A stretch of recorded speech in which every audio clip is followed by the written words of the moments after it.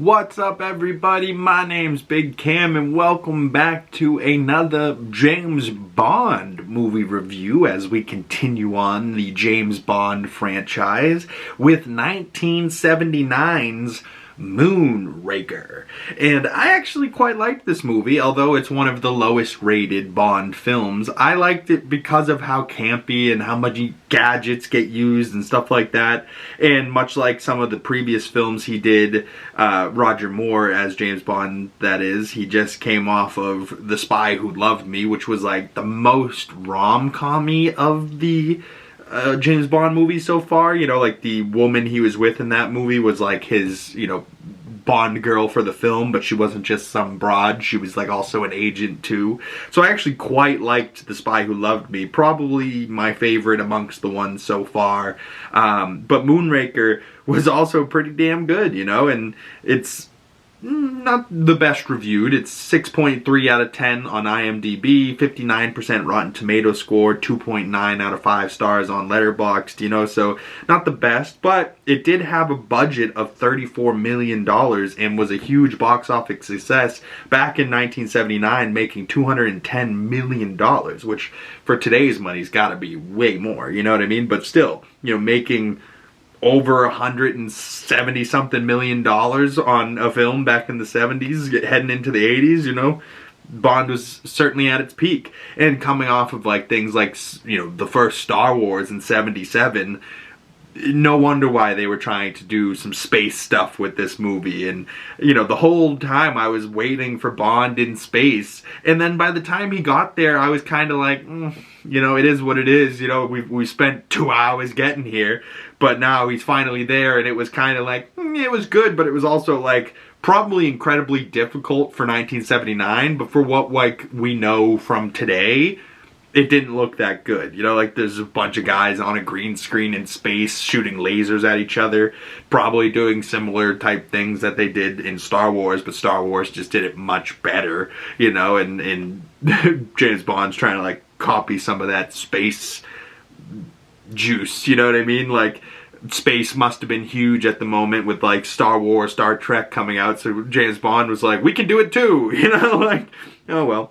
The director for this film was Louis Gilbert, and this, I believe, was his third and final Bond film after doing You Only Lived Twice back in '67 with Sean Connery's Bond, and The Spy Who Loved Me in '77, the last Bond film. So he did 2 in a row, and it was kind of like a sequel, you know, like directly, where they all kind of flow from each other, but they don't necessarily reference each other. Like the Bond movies don't necessarily reference like the previous Bond movies always, you know, sometimes they do, but not always.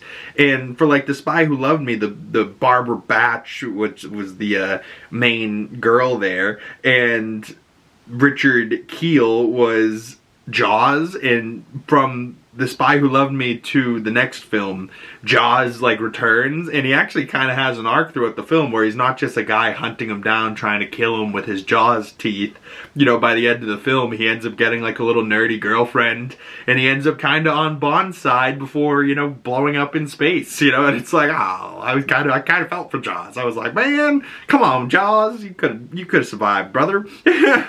But Lois Chiles played Dr. Holly Goodhead, which is just another hilarious Bond girl's name. But she and Roger Moore in this film have like this iconic space suits, you know, that they're up in space, and she was wearing the hell out of that space suit. I was like, God damn, they made them this thick back in the 80s and late 70s? Hot damn, you know?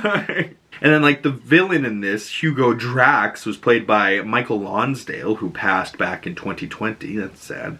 But he had, like, that face where, like, I saw him acting, and I was like, God damn, this guy's fucking... He's got good villain energy, for sure. And then there was also, you know, Corinne Clery, who played Corinne DUFOUR. And you have QM...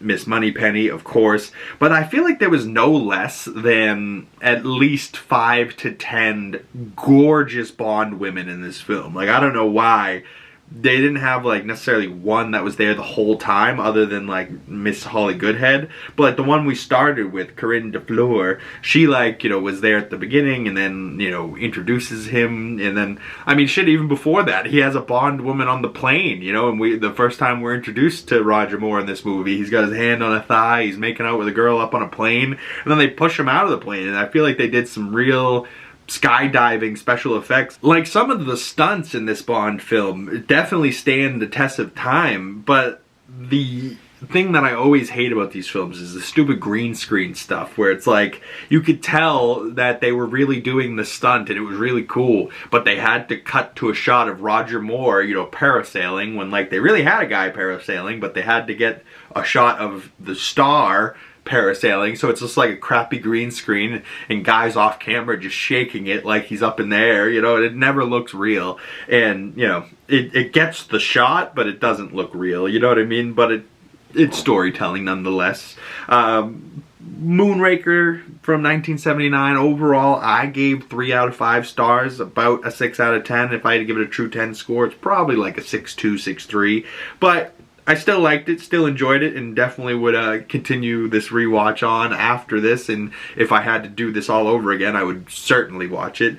And I've been having a really good time watching these Bond films. Every time I get to a new one, I'm like, you know, thoroughly excited to see some of these for the first time. Like, I had never seen Moonraker before this, so this is my first time seeing it.